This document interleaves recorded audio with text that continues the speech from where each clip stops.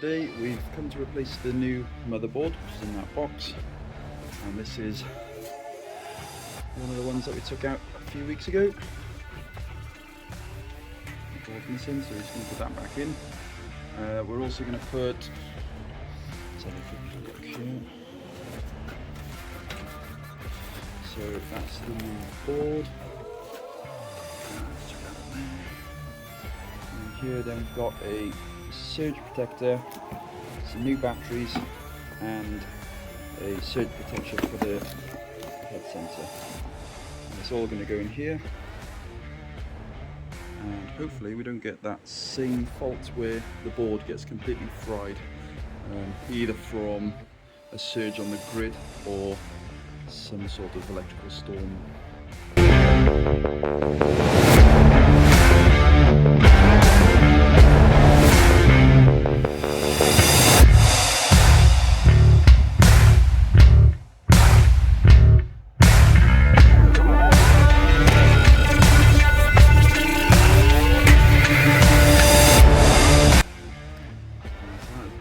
Fitted,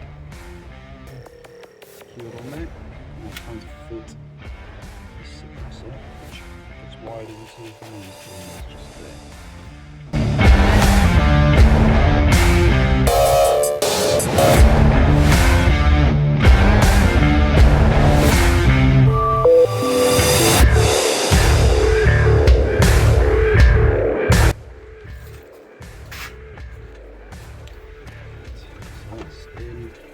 A little bit. Got to replace these batteries now and put in that little surge protector in line with this here.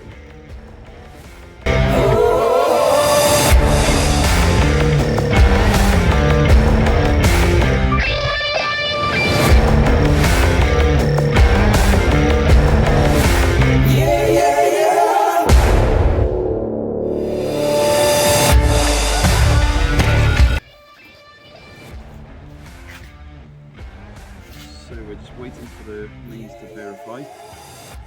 That basically means as soon as power is caught or read in here, then the controller verifies a stable connection for a minute. And that is more to do with when it's in auto mode and just running all year round.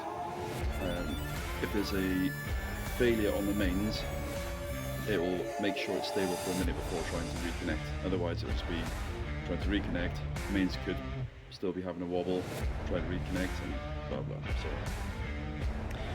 So I do need to mess around with the parameters, but we are getting a head reading, which is good, because last time I was up here I had to replace the head sensor, which is the old one there. That one's had it basically. It's had a few repairs where it's been ripped out of the intake here. Right, I'm just going to get that second suppressor in just in case it makes any difference to the head reading. Oh, as you can see on previous visits, I've come down here and whacked onto this fixed nozzle. You see all this part of the jet as well.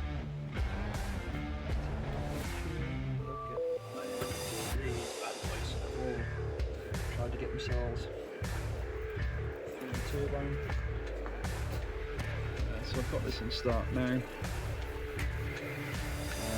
The parameters are just about there. First jet just opening.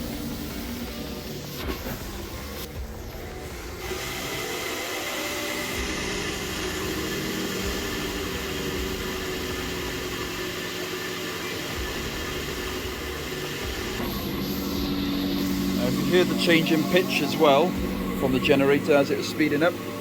The change in pitch is the voltage increasing, which is actually putting load back onto the generator, and that's when we start knowing the voltage increasing.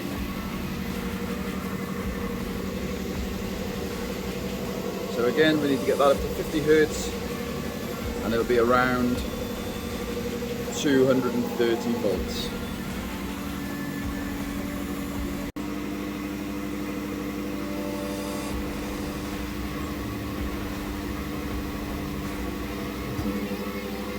we are, connected to the grid. I'm just going to wander up now, and hopefully the head will be at the aim. So that's 250mm above the sensor in the intake, and by the time I get there, hopefully it's a 250 and I can make sure there's no water wastage coming out of the intake. But that is now generating electricity. There we go, 1.66 kilowatts at the moment. Here we go. Just getting up to the intake site.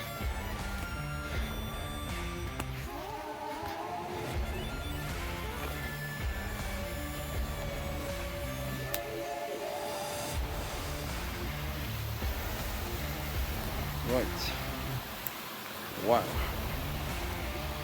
It's not looking too great.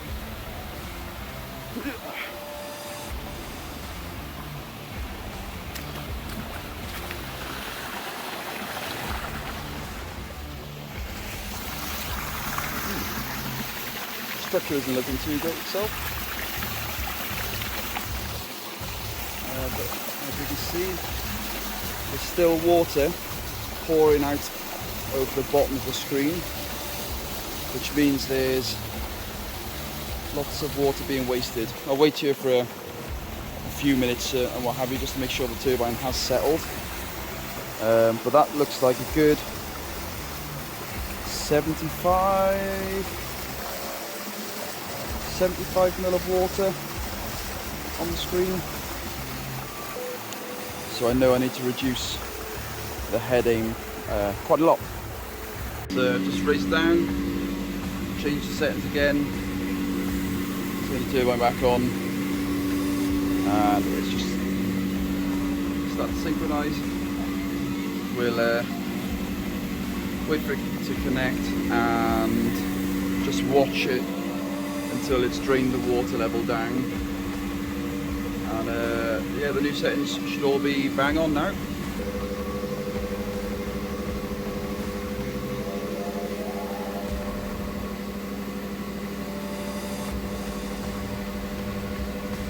So yeah, happy with everything. This is running.